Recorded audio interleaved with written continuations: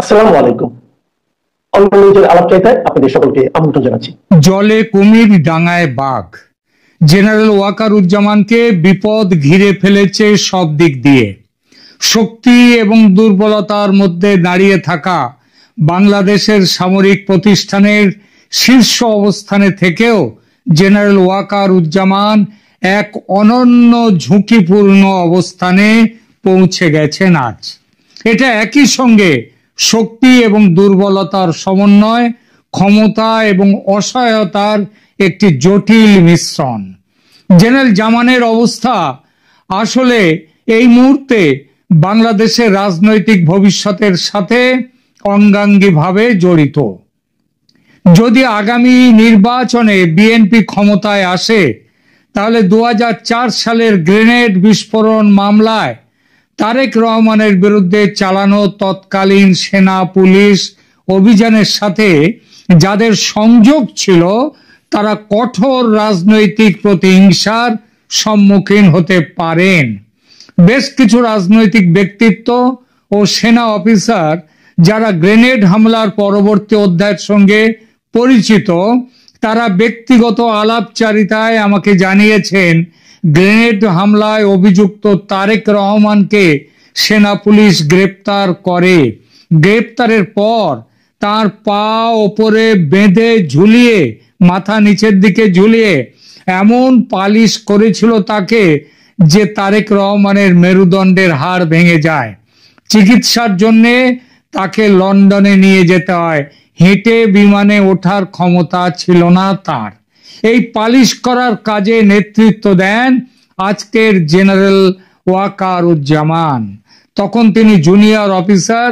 BNP দল তাদের যুবরাজের এই হাল করার যে মূল কারিগর যারা ছিল, তাদের, বিশেষ করে তাদের নেতা ওয়াকারুজ্জামানকে ক্ষমা যে করবে না এটা নিশ্চিত। অন্যদিকে আওয়ামী লীগ যদি পুনরায় ক্ষমতায় আসে, তাহলে 5 আগস্ট 2024 শেখ হাসিনার পতনে তার ভূমিকার জন্য তার বিরুদ্ধে দেশদ্রোহ বা অন্যান্য গুরুতর অভিযোগ আনা যে হতে পারে এটা নিশ্চিত। বেঈমানির শাস্তির চেয়ে বড় শাস্তি ওয়াকার পাবেন একটি বৈধ নির্বাচিত সরকারের অবৈধভাবে পতন ঘটাবার কারিগর হিসেবে। এই পতনের ষড়যন্ত্রে তিনি বিদেশি শক্তির সঙ্গে হাত মিলিয়ে দেশের স্বাধীনতা ও সার্বভৌমত্বকে বিপন্ন করেছেন। বাংলাদেশ সংবিধানে এর বড় সড় শাস্তির কথা বলা আছে। কি সে কথা বলা আছে পরে বলছি। আওয়ামী লীগ এবং বিএনপির মধ্যে কে বাঘ আর কে কুমির, কে ডাঙায় আর কে জলে, সেটা যে যার মতো বিচার করবেন। তবে মোদ্দা কথা হলো, ওয়াকারকে ঘিরে ফেলেছে মূলত এই দুজন তো বটেই, যাদের ক্ষমতায় ফেরার সম্ভাবনা বেশি। কিন্তু এই দুই শত্রুর বাইরেও ওয়াকারের আরো শত্রু আছে, যেমন জামাত। তারা ভেবেছিল তাদের নেতাদের 71-এর যুদ্ধ অপরাধে শেখ হাসিনা ফাঁসি দিয়েছিলেন। সেই গায়ের ঝাল মেটাতে তারাও শেখ হাসিনাকে ফাঁসি কাটে ঝোলাবেন বা মব লিঞ্চিং এ ওই 5 আগস্টেই টুকরো টুকরো করবেন। ব্যবস্থা পাকা হয়ে গিয়েছিল, কিন্তু ভারতের চাপে জেনারেল ওয়াকার শেখ হাসিনাকে বিশেষ সেনা বিমানে দিল্লি পাঠিয়ে দেন। এই বিশ্বাসঘাতকতা ভোলেনি জামায়াত। তারা তাদের মুখের গ্রাস এভাবে কেড়ে নেওয়ার জন্যে, বাড়া ভাতে ছাই দেওয়ার জন্যে ওয়াকারকে তারা কিন্তু ধরবেই আজ না হোক কাল। তারা ইউনূস সরকারকে দিয়ে ইতিমধ্যে 15 জন সেনা অফিসারের বাইরে আরো 30-35 সেনা অফিসারের, শুনেছি মোট 50 জনের লম্বা লিস্ট তৈরি করেছে আন্তর্জাতিক অপরাধ ট্রাইব্যুনালে বিচারের জন্য। যা খবর সেই তালিকায় আছেন জেনারেল জামান। বর্তমানে এই পরিস্থিতিতে যে কারণে তিনি কিছুটা সুরক্ষিত বোধ করছেন, তা হলো মোহাম্মদ ইউনূসের নেতৃত্বে গঠিত অন্তর্বর্তীকালীন সরকার। ইউনূস যতক্ষণ প্রশাসনে থাকবেন এবং যতক্ষণ জেনারেল জামান ইউনূসের আজ্ঞাবহ থাকবেন, ততক্ষণ পর্যন্ত জামান কিছুটা নিশ্চিন্ত। এজন্যই যেটা আগে যেরকম বিবেকের ভূমিকায় অভিনয় করতেন, আজকাল আর তিনি ভুলেও মুখ খোলেন না, বরং ইউনূসকে সেনা পদকে সম্মানিত করেছেন যমুনাতে গিয়ে। পাকিস্তানের সেনানায়ক অপারেশন সিন্দুরে গোহারা হেরে ফিল্ড মার্শাল হয়েছেন, আর বাংলাদেশকে রসাতলে পাঠিয়ে ইউনূস, যিনি নিজে সেনা নন, সেনার কোনো সদস্য নন, তিনি বিশিষ্ট সেনা পদক পেলেন, সেটা হচ্ছে এই ওয়াকারের কাছ থেকে। চমৎকার। কিন্তু এই নিরাপত্তাটি কিন্তু অত্যন্ত সংকটপূর্ণ, মানে ইউনূসের নিরাপত্তা, ইউনূসের কাছ থেকে যে নিরাপত্তা পাচ্ছেন ওয়াকার, এবং বহু বিষয়ের উপর নির্ভরশীল। 2004 সালের গ্রেনেড হামলার মামলায় দেখা যাচ্ছে যে বাংলাদেশের আদালত, মানে ব্যবস্থা, আদালতে বিচার ব্যবস্থা কিভাবে রাজনৈতিক পরিবর্তনের সাথে বিচারের রায় পরিবর্তিত হচ্ছে। 2018 সালে তারেক রহমান এবং অন্যদের মৃত্যুদণ্ড দেওয়া হয়েছিল। এটা 2004-এর গ্রেনেড মামলায় 2018 সালে 14 বছর ধরে বিচারের পর মৃত্যুদণ্ড দেওয়া হয়। কিন্তু 2024 সালে শেখ হাসিনার পতনের পরে হাইকোর্ট সেই সমস্ত সাজাকে বাতিল করে দেয় এবং তারেক রহমান সমেত সকলকে বেকসুর খালাস দিয়ে দেয়। এই প্রসঙ্গে জেনারেল জামানের অবস্থানও এই ধরনের রাজনৈতিক উত্থান পতনের সাপেক্ষে। যদি বিএনপি ক্ষমতায় আসে এবং 2004-এর ঘটনাগুলিকে নতুন করে মূল্যায়ন করা হয়, তাহলে অনেক সেনা পুলিশ কর্মকর্তার সঙ্গে জেনারেল ওয়াকারুজ্জামানও বিচারের মুখোমুখি হবেন, এবং সেটা হবেন মানবাধিকার লঙ্ঘনের দায়ে। আমার আগেই বলেছি, 5 আগস্টে রাইফেল নামিয়ে রেখে নির্বাচিত সরকারের পতন ঘটাবার দায় একান্তভাবে ওয়াকারুজ্জামানের ওপর পড়ে। যাবেন কোথায়? ওই যে বলেছি না, জলে কুমির ডাঙায় বাঘ।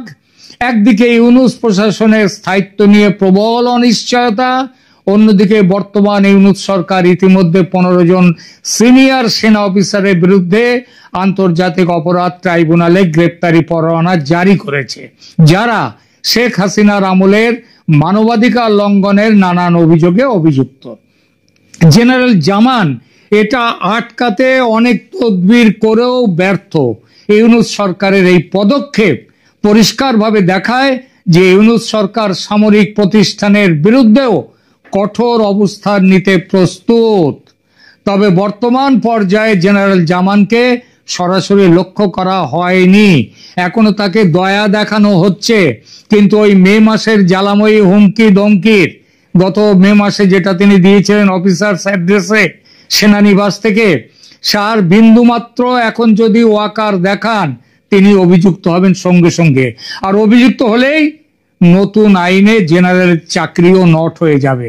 সার্কাসের ট্র্যাপিজের খেলা দেখেছেন, সেই খেলা খেলছেন জেনারেল জামান। আর এই খেলা খেলতে গিয়ে তিনি নিজের নাক কেটেছেন, সেই সঙ্গে দেশপ্রেমিক সেনাবাহিনীর নাক বলতেও আর কিছু রাখছেন না। ইউনূসের চেলা চামুন্ডারা দিন রাত খিস্তির বন্যা বইয়ে দিচ্ছে ওয়াকারের নামে, সেনার নামে, তাকে কুকুর বলে গালি দিচ্ছে, এসব এই সমস্ত কিছু। কিন্তু এসব সত্ত্বেও ওয়াকারুজ্জামান তিনি কি করছেন?